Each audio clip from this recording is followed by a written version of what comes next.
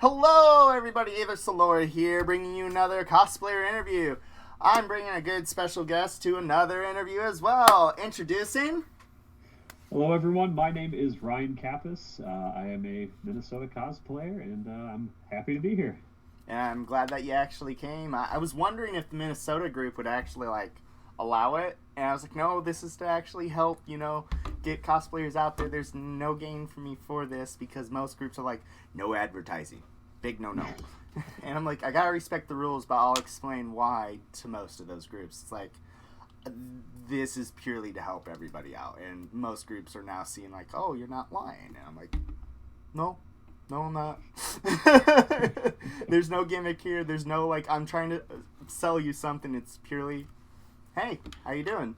Would you like to actually be interviewed? Here's PG-13, family oriented, yada yada, all that fun stuff. We try to keep it clean. You can cuss. Try to not. Stuff like that. And some people are like, how you go through this? I'm like, I don't have the slightest clue. It does take a special character to be able to do it, but I can definitely say seeing that post, it was something that us cosplayers we'd love to see. It's like, oh, someone who is like genuinely out there to help each other, and I mean that's what a big part of cosplay actually is the community part of it. So in fact, I think it's one of the most core elements of cosplay. So. In days now, it's becoming a little bit more common, but as what you were even saying there's so many people that are now saying like, this is not something we've ever seen anybody do it unless it's like in the moment, the action, all that. And I'm just like, no, I want to get behind the scenes. I want to hear everybody's story. Absolutely. And then as to that, simply, I've already seen works of what he's done, just a little bit. Don't know full details, everyone. Just kind of curious. But his works that he has done, fantastic. And as you see in the background for his actual... That is not a green screen. Those are his actual cosplays. And I'm just like... Shiny mustache. It sparked the ADHD part. Like, ooh, yes. Ooh, does this... Oh, it's sharp. Absolutely. Whenever I have people over, it's immediately, hey, can I see your basement? That's usually not something you hear now these days or any days. No. Unless it's a slasher horror scene, then maybe that might be something else. But as to how long have you been in any field of cosplay, costume, makeup, prop, everything? Because you're all over the place of doing everything, it looks like, from what you've shown me. How far back? How many years have you been doing it, and what got you into it? Well, the year was 1991, and I was born. So no, it's only taken off recently. I've only been really serious about the last 2 years, but I mean, I can think back to, swinging a lightsaber out in the front yard thinking, I'm a Jedi when I was a kid, to in high school, going through my very edgy phase and thinking I'm Wolverine, and I got my leather jacket and oh, it's wonderful. But, I didn't really start getting into the full body of what cosplay means until about 2016 is when I actually started to do lightsaber combat fighting, and through an organization called the Saber Legion. And I have a background with sword fighting with Japanese styles, and it brought me. It was really fun to play with lightsabers and meet fellow nerds who also love lightsabers and actually fight in armor and everything. And part of that, it was like, oh, we can start customizing our armor a little bit. Maybe make it not just have a fencing mask and some hockey pads. What if we throw a Jedi robe on it? Or do we have to do Jedi? What if we did like Skeletor or other things? So yeah, one of my good friends does a Skeletor, and it's fantastic. And that's kind of what sparked it up. I started going to cons. That was the first time I ever went to conventions. I did actually was privileged enough to tour the Wizard World circuit for a little bit, doing lightsaber fighting. And they would fly me out and I'd fight on a lightsaber, try with a lightsaber. Also did like the Crypticon up here in Minnesota and down in Kansas City. And I've done a couple other local cons as well. And I'm seeing all these individuals making these incredible cosplays. And when I say incredible, I don't just mean like super intricate and everything. I mean, I can tell they've put their heart and soul into it. And you can tell You can really tell the difference there. And that, seeing the amount of energy that the people put into it, regardless of talent level, I'm throwing that out of the window. I'm just pure energy they put into it, their heart and soul. I'm just like, oh my gosh, this is amazing. I want to be part of this. I want to be friends with these people. They have such they're passionate, and passion is infectious for me. It really is. It's at a level of it's bodacious. Like straight up. I would agree. Yeah. It's Absolutely. just, hey guys, we'll learn some literal language today on dictionary word of the day. We ain't saying that. And and it was about 2018. I was like, you know what? I want to start actually making a proper cosplay, and I mean not just decorating up my armor to fight with. I mean something I can go to a con with, and maybe even enter into a cosplay competition or something like that. And my first one was, oddly enough, modifying a set of armor I made for combat fighting. Oh. And that is, and we'll see some pictures of that later, but I started thermoforming Kydex, which is a thermoplastic. I use a thicker version of it and I worked it in a way you would similarly work metals to make a suit of armor, Japanese kind of style. And it's stood up to the rigors of light pulse contact lightsaber combat. I mean, we put it through the ringer, and it stood the test of time. I contacted a helmet maker, and he built me a fiberglass helmet to go for it for cosplaying purposes. Ooh. Started making a custom lightsaber for it, working with Vader's Vault, if anyone's familiar with them. And then I posted it to Reddit, and people were like, "Oh my gosh, this is so cool!" And actually, I didn't post it; someone else did, and they're like, "Hey, look at this! I'm like, this is cool." And then I was like, "This is fun. This is really fun to actually make this stuff." So from there, I was like, you know, my next passion, I love Lord of the Rings. So I was like, who's my favorite character? The Witch King. So I started doing that, and I originally bought a costume, but then I started modifying it, and then I'm like, oh, I'm gonna actually start making bits from scratch, and then over time, my costumes have morphed from pre-created to almost full customs by myself, and I've taught myself how to sew throughout the whole process and work other materials, and the learning aspect of it has probably been one of the most enjoyable. And now I've met new people through the community who are teaching me new things as well, and I hope to be able to teach other people some techniques as well if they want to learn. So right. And most of the days in the past when people used to be like hush hush about it, more people are more like open arms about the fact if you're bringing knowledge to the table, as to be able to like, what can you exchange for the knowledge I have, and it's not going to be money that you can offer. What can you teach me? Yeah, absolutely. Bartering of knowledge is the greatest, because knowledge is the greatest currency. It is, honestly. It gives and it gives and it gives. And I'm just like, don't bring me falsified information. I want fact check evidence of everything. Absolutely. Otherwise, dungeon for you. Because you rolled a 1 in front of me just now. Convince me, Bard. Oh my gosh, yes. So then, as how your actual adventures with the convention lifestyle, what all types of conventions do you actually end up going to, or events that aren't cosplay related or Comic-Con related? So as far as conventions, we'll start out with that. Really, I'm open to whatever. I'm like, hey, are you going to that? Let's go, kind of thing. Because each con is a different atmosphere. And if you go to the same one over and over and over, you're only seeing a small piece of the broad scale. So, like Crypticon, for example, it's a horror convention, and it's the nicest people I've ever met, because they have this bond for the horror and the grotesque and everything. And they're just like, I would happily just, go out and have a beer with them or whatever. They're just wonderful people. And funny enough, Crypticon is the one place where I've hung out with the most celebrities as well, because they're all the exact same. They're just so chill. It's like that scene, like for horror conventions, the Wreck-It Ralph scene. You're a bad guy, but you're not a bad guy. Exactly. And I have an affinity for the villains. I love the villains. I think they're a wonderful, wonderful character. And actually, if I don't mind telling a story, I was at Crypticon, Kansas City, and Dan Yeager, who played Leatherface in the Texas Chainsaw 3. He was the replacement after the first one. He passed away. So he was there. Tall guy, grizzly voice. And he's in the corner and he's all intimidating at this restaurant. And my buddy, he's a huge Leatherface fan. He has an incredible screen actor costume. He's like, oh my gosh, that's Dan Yeager. I'm like, dude, go talk to him. He's like, no. I'm like, dude, go talk to him.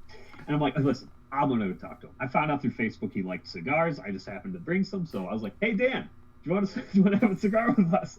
And his manager's like, no. He's like, sure. And so we go and sit out on the we literally are sitting out there with it's Dan, his manager, and a couple of us dudes from TSL, just sitting out on the patio of this restaurant, just talking.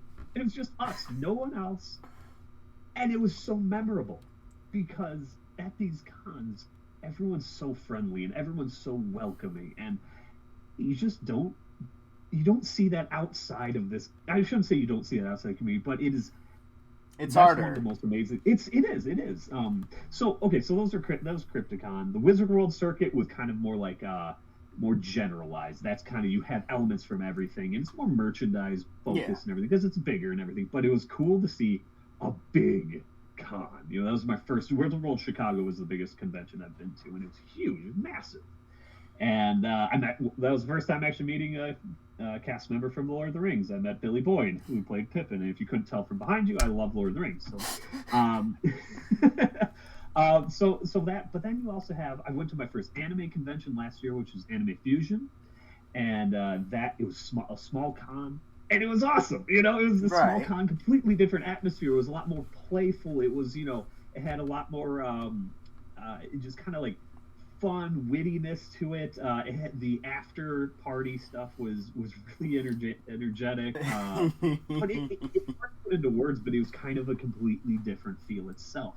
So each con, MarsCon is a sci-fi convention local, and it's full of older individuals in the community who are more for the original Star Trek, the original Doctor Who, that kind of crowd, and they build amazing Daleks and stuff from the original Star Trek.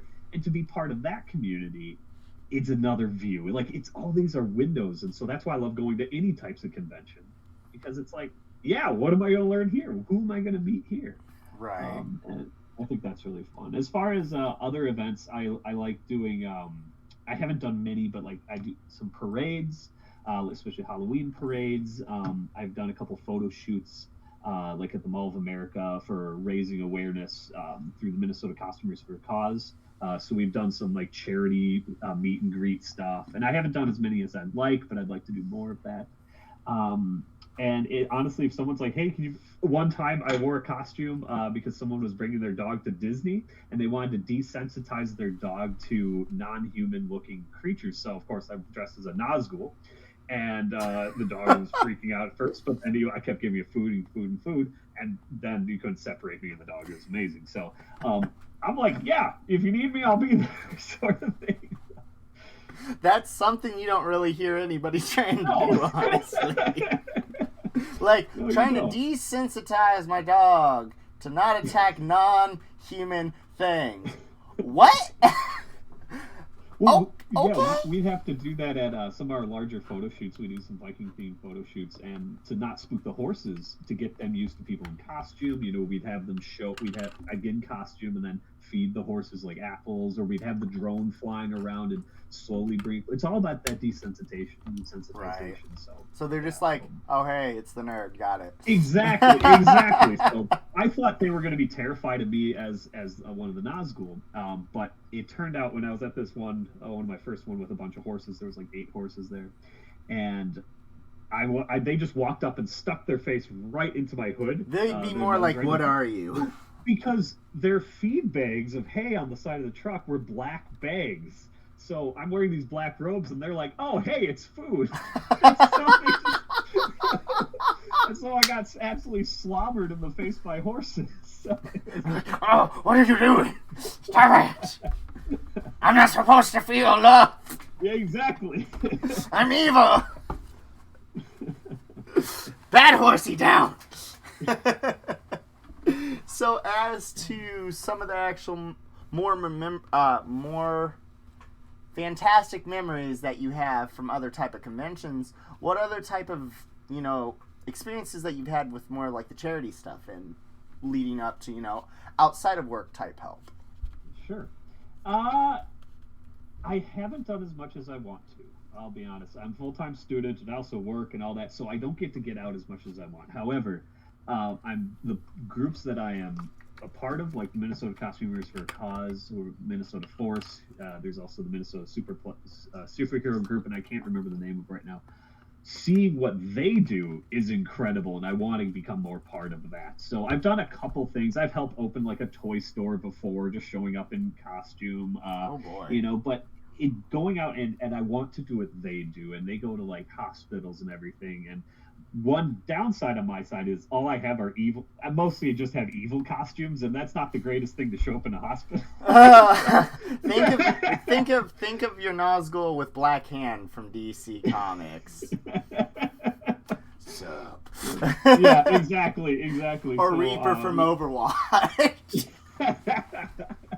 So I do have a standard Jedi tunic on the way, very nicely made. That was a commission. It was actually a prize I got for winning second place in a tournament for lightsaber fighting. And so that's what I'll be actually wearing to go to like hospitals for children and everything, because I think that's a little bit more appropriate for the hospital as opposed to the Dark Lord of Unless it's Darth Vader and kids be like, oh.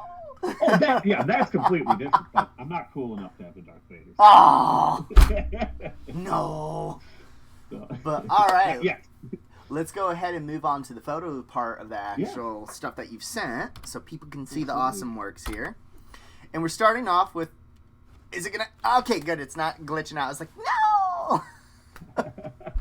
So as to your Ren Fair cosplay costume, Renaissance outfit, what did we go with here?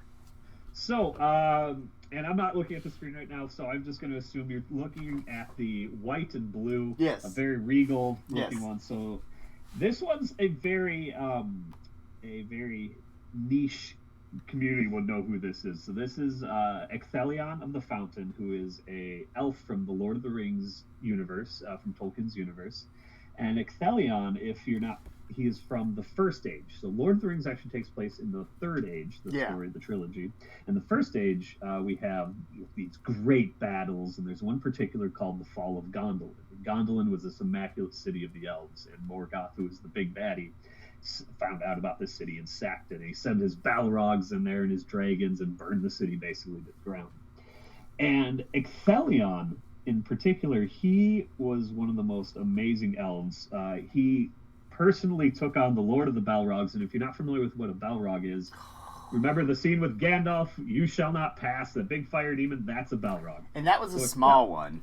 That's a less, so Ecthelion, who is an elf, not a Maya who like Gandalf is, he's just an elf who's lower, takes on the Lord of the Balrogs, and they both end up killing each other, which is amazing. It's like this nobody did such a good what just happened?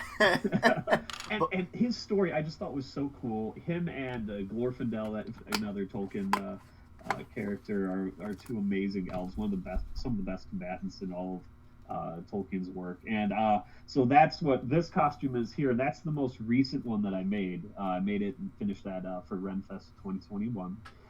It's silk brocades, some satins, cottons, linens, and it was most of it hand needlework because it was very, very tricky stuff. So I learned a lot with that particular costume. I can imagine, because with all the settings on any type of sewing machine, even mine, I'm just like, I'm going to have to relearn everything.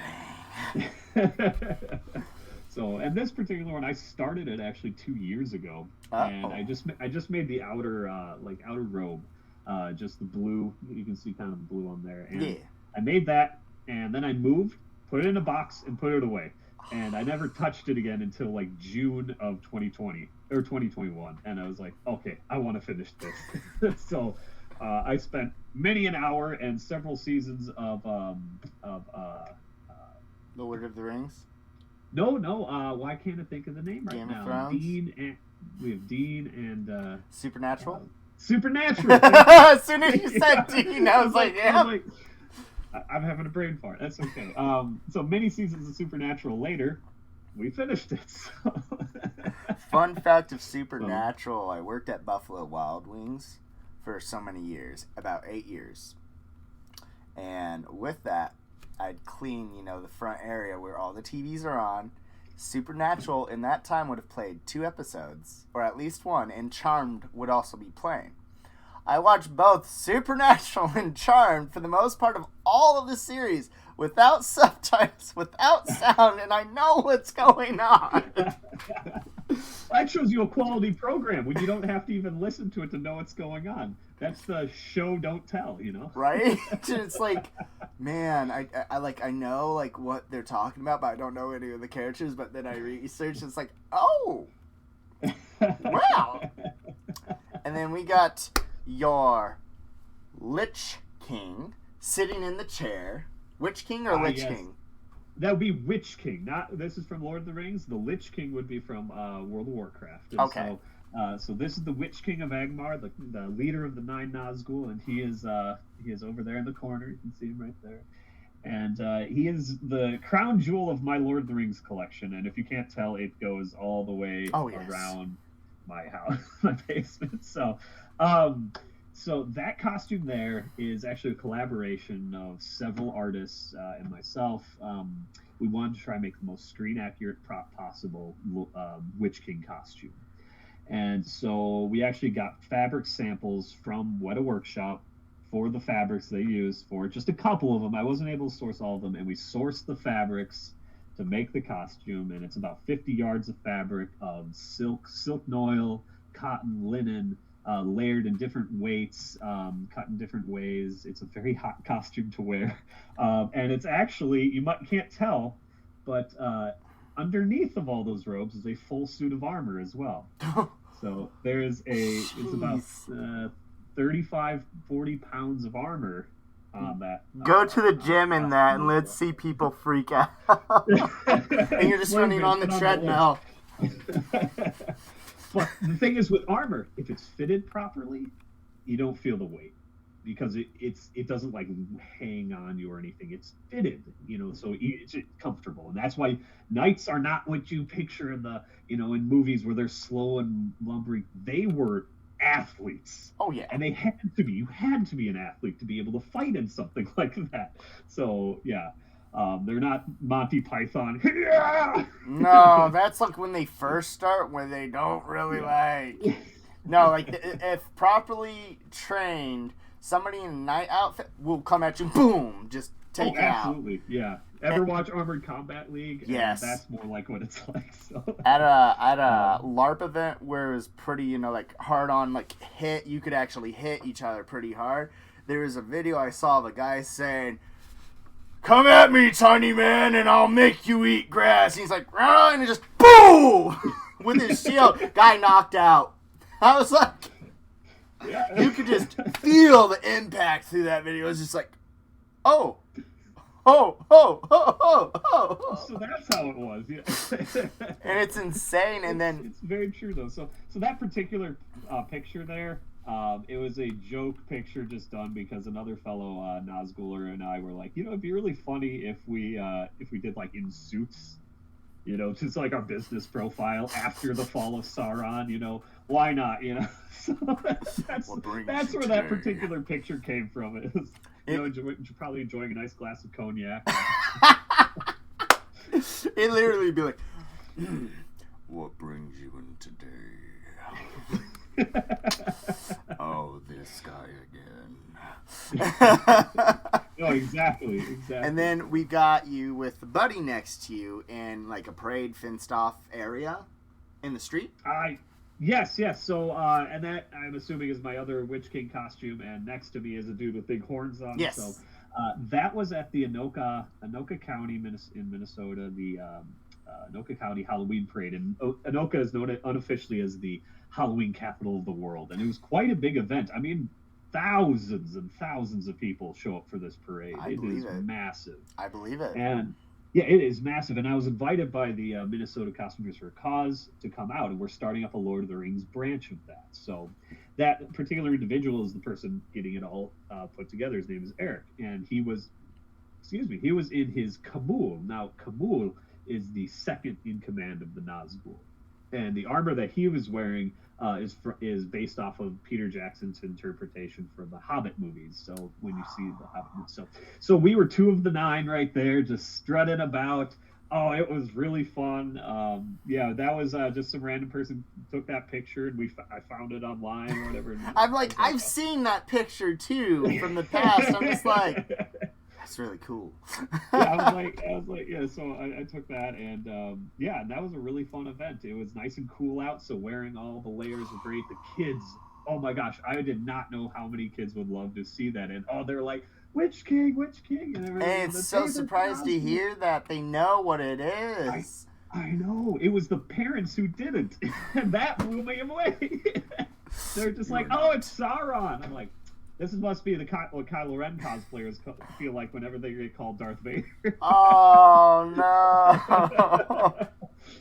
But that's just part of it. That's what happens when you cosplay. Not everyone is a super nerd like us. So, right. No, honestly, it's the passion that brings it. And then we get to the Viking X, your OC cosplay, a Viking event. This particular one, we were doing a Viking photo shoot at Fort Snelling, the Fort Snelling fort on the Mississippi River. And it was a beautiful backdrop having this old fort from built in early 1600s, I believe, or early 1800s, excuse me, not 1600s. And we had like 40 or so cosplayers there. It was very cold. I think it was like -2, -3 out right when we were doing that. And we had drones flying over. And this particular one, we just kind of wanted a feel for just kind of like a Viking berserker almost. So the face paint is actually very much based off of Loki from the Vikings TV show. And everything else is kind of thrown together. And in fact, most of the costume pieces I'm wearing were from the Transformers 5 opening scene, which I thought was really funny. In the opening scene from Transformers, they had a flashback to medieval times, and that's what most of that's from. And then I'm also holding Gimli's axe. So it's kind of just thrown together for the shoot. We just want something that looked cool. So honestly, it is really cool to be really honest. It's like, and then we get to your Nazgul with the sword. Yes. So this is from one of my first photography sessions. This photo was done by Matthew Berglund, who's an amazing photographer local. So that was my first real second debut cosplay photo shoot with the Witch King. And that was taken at the base of Willow River State Park at the Willow River Waterfall. And there's a whole full album, man. It's so super cool. It was -18 that day. And my girlfriend was a trooper. She was out there helping me freezing during it, but the photos turned out amazing. And that particular one, again, it's the Witch King again, and I just love. That's usually the photo I use whenever people are like, hey, can I get a photo of your Witch King? I'm like, because I just love the idea about it. So honestly, I wonder what people's reaction would be if you went like to Starved Rock in Illinois, and you just started walking the path, and people just see you coming up like. Actually, I was doing a video shoot at the same location like a month later, and we're doing a shout and everything, and all of a sudden you just hear way out in the distance, and there's, granted, people really aren't on the paths at this time, but, oh my gosh, it's the Witch King, can I get a photo? And then, you see this guy just running up, and his girlfriend just rolling her eyes behind him. And he's just like, and he runs up, he's like, can I get a photo with you? I'm like, yes. Sure. You most certainly can. If it was, I saw you in this, I'm like, quick, throw the ring in the lava. I'd be that person, like, just to get you. I love that. Yes, I love that energy. And then we get to the Darth Vader with your Red Guardian. Yes, so that's the Samurai Red Guard armor. That's actually a converted. That was my first cosplay I ever made, which is a converted set of armor that I use for lightsaber combat fighting. And it still can be used as it. We just change out the helmet for a fencing mask. But that particular photo shoot, we were just having a fun little Star Wars photo shoot, and it was in between like pictures. I was like, it'd be fun to get a selfie with Vader. And so from my point of view, I'm just doing the selfie just for the comedic relief of getting a selfie. But someone else took a picture of me taking the selfie, and it was amazing, and I just loved it. It was just perfect. And Vader just looked so like, what are you doing? What are you doing? Seriously, straight up. And it's like, really? it's just like, I am done with this. Just that you can just tell though, like, I know I can't see your face look, but just the whole. Yeah, it's amazing. Vader's one of those characters that you can tell his emotion through the mask, you know. And then we get to you with the helmet off too. Yes. So, and for that's the armor right there. So it's right by us here, and that was a promo shot for a poster for something called TSL War, which is the Saber Legion War, which is the first like 20 versus 20 open field LARP style full lightsaber combat, you know, free for all sort of fight. It was actually 2 teams, not free for all. And so that's what that picture was for. It was just kind of like look tough, you know, because I was one of the captains for the team, and it was like, well, you gotta look tough as a captain, sort of thing. So that was kind of the history behind that. But that's this cosplay here. So it's made of Kydex. It's a thermoform Kydex, and it's meant to take a heck of a lot of abuse. It's my favorite one to travel with and fly with because I never have to worry about it being damaged. I know Hopefully. A lot of cosplay friends, you know, they make with foam and warbler, and those are delicate materials. This, you hit it with a car. See, the first time I've ever heard of this material too, I'm like, what? I'm like, a what? A card decks? What? Yeah, Kydex is it's a remarkable material. You just have to make sure, because it is a thermoplastic that's in the PVC groups of plastics. You want to make sure that you do wear a respirator if you're working with it because it can release chlorine gas. But just like working with any thermoform plastics, ventilation is important, but it makes a really cool and strong material as long as you know how to work it. It's very forgiving too, because like other thermoplastics, you can reheat it. There is only so many times you can reheat it, but it is pretty cool about that. That's actually really cool to hear. And then I hear people like how I'll use EVA foam, and then I'll actually put like balsa wood inside each layer, so then it's like, come at me.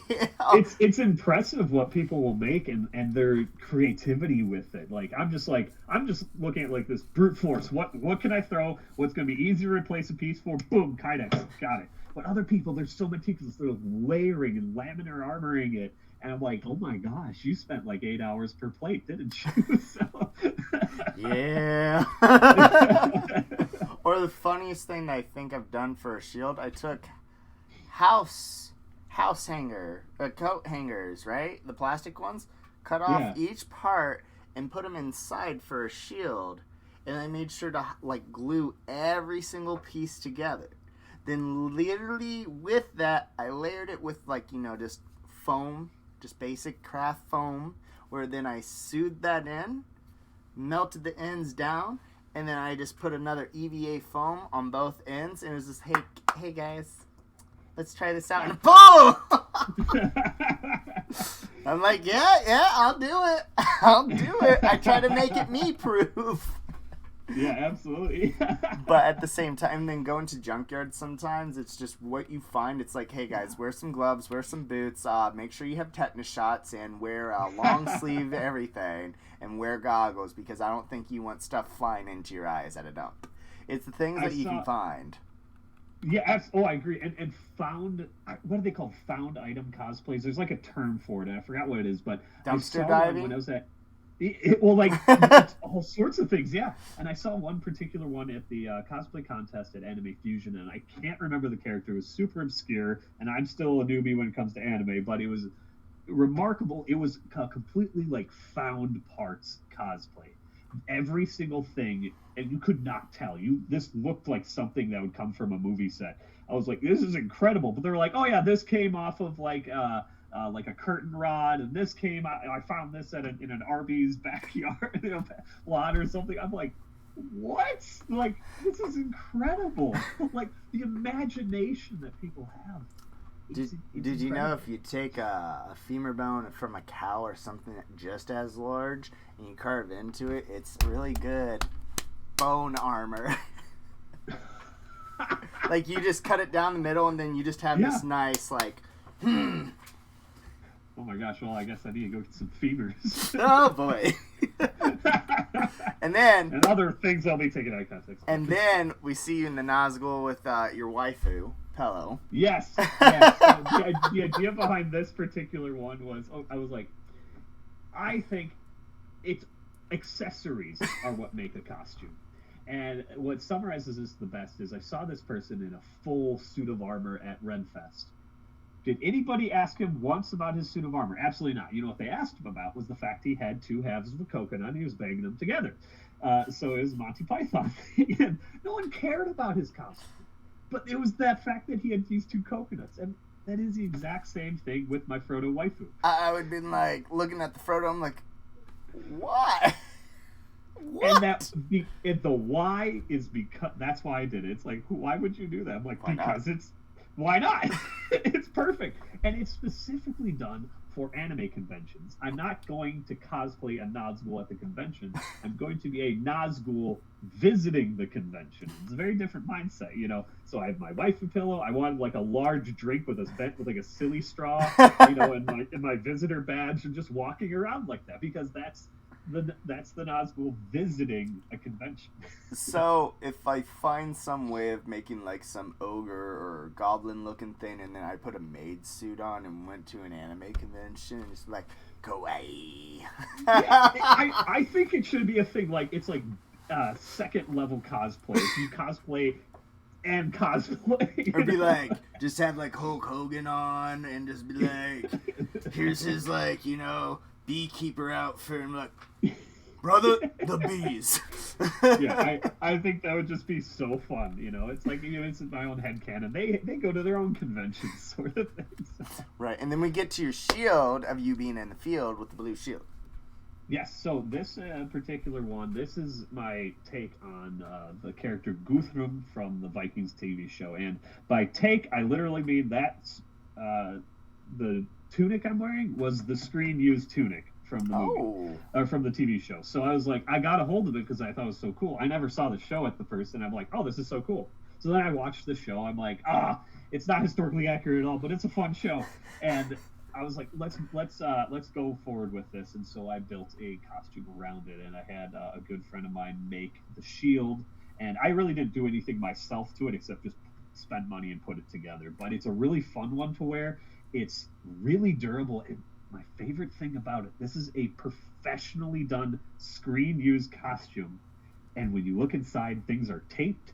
Things are they do it so cheap. Makes me feel so good. It makes me feel so good because I'm like, even the professionals are like this, and it makes me feel so like that's part of it, and that's the charm of it. The best way of saying, like, no, a lot of people realize like it's half-assed. It looks really, really good, but does it not fall apart, and does it look good on screen? That's all that matters.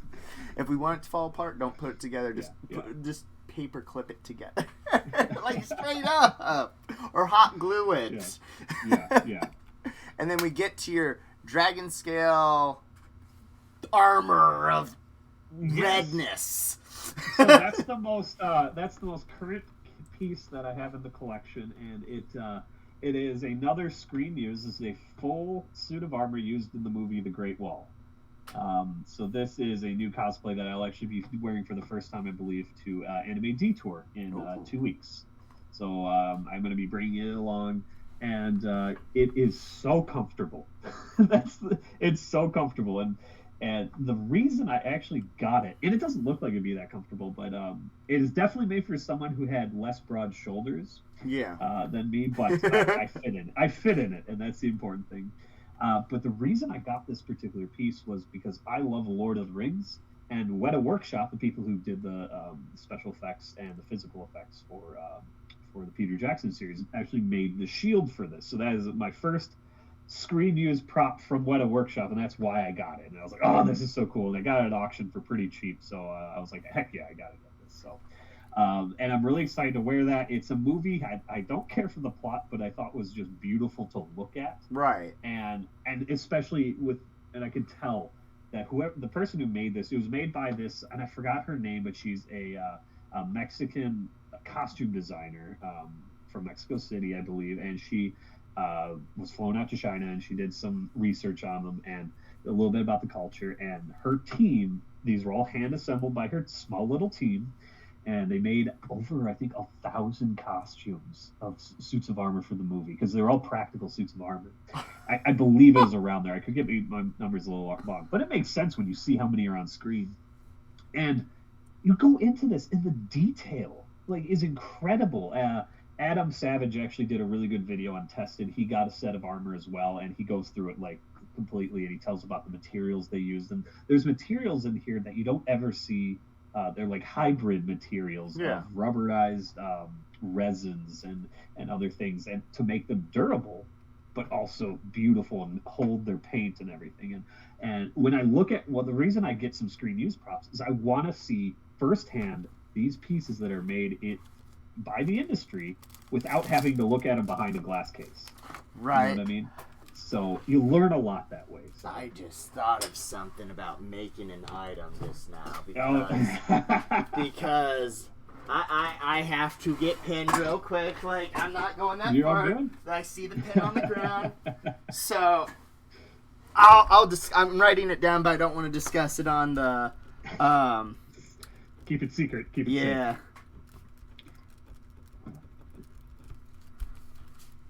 Okay, there we go. So then, honestly, every single one of these are amazing. Like, straight up, everything, and these photos, just amazing. The Nazguls, yes, absolutely. That's your KO cosplay right there, next to, Yes, that's the S tier, but, and then this year we're making, I'm doing Saruman the White, so that is the next one we're hoping to have ready for Renfest 2022, so... I'm working on the voice, getting the wigs made. I'm going to be actually wearing a fake beard to put over my beard. And I'm weirdly enough, even though it's a long beard, I'm going to have to shave part of my beard because the beard goes down to like here. So I know the feeling. Like everybody says, like how did you get your beard so like? Well, I'm like, it took 30 years to get it this way. And it's and you always have like those little edits where it's like, oh, cut that off. Oh, cut this off. Yep, absolutely. And it's like, if we shave this off, we look so young. And it's like, oh my God. I get carded immediately when I take it off. But if I don't, it's like, oh, are you, when I show up to class, it's like, oh, are you the professor? I'm like, nope. I wish I was. But as to now moving to the actual like charity, fundraising, businesses, social medias, what can you give shout outs and what do you want to advertise? Honestly, like I said earlier, it's something I really want to get more involved in. Baseline with these, what I want to shout out is support your local just creators. And I'm going to get to a couple different layers here, but the first off is photographers. Without photographers, us as cosplayers, it's fun, but photographers make it shareable. And I think they need a lot more love and a lot more recognition. And honestly, I think it should be something that becomes part of conventions, is giving like a whole thing to some photographers, like local photographers who making differences, and then up and coming photographers, have a competition for the best photographers. Yeah. I think that would just be so wonderful. So that's kind of a first level, as I think that's something as a community we can talk to our cons to kind of get that stuff. As far as charities go, I'm going to promote Costumers for a Cause. I've said them a couple times already, but they are fantastic. It's right in line with what we do. If you have something similar in your city, please become a part of it. You don't even have to be, like for me, example, I'm not someone who right now with my current costumes can go out and go to like a hospital or whatever to see the children, but there's other ways, like our Lord of the Rings one we're getting going. The reason we're doing that is we want to set up at like a bar or something and have like a costume Lord of the Rings night at a bar, and raise awareness or raise funds that way. It's other forms of outreach there. So I don't have specific charities and stuff that I really want to talk about, but what I want to talk about is the community themselves. Give back as well as receive, and I think that's really important. We do, and what an amazing opportunity we have to cosplay as we're older, or we're younger as well. But to have these opportunities. Sorry, I got to plug in. I was like, was that mine? Otherwise, it's gonna die. I thought I had it plugged in. Oh, plug it in. There we go.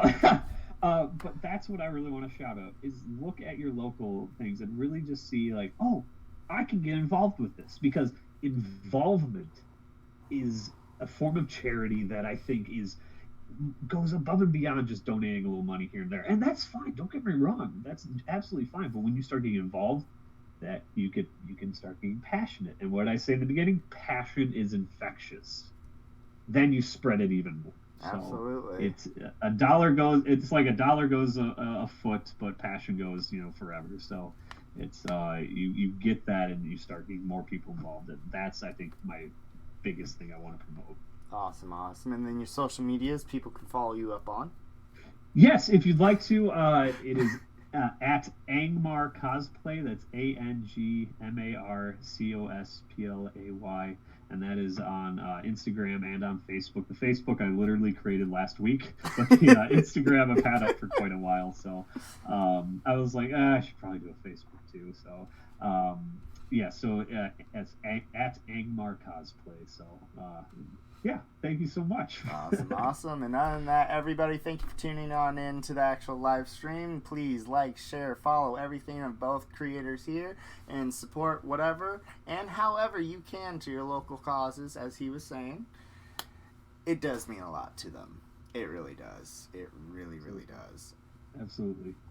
So, hey, thank you so much. You're welcome, my dude, and thank you for coming up on here. Like, honestly, thank you very much. It's my pleasure. And other than that, everybody, peace out. We'll see y'all later. Until next time, keep it real.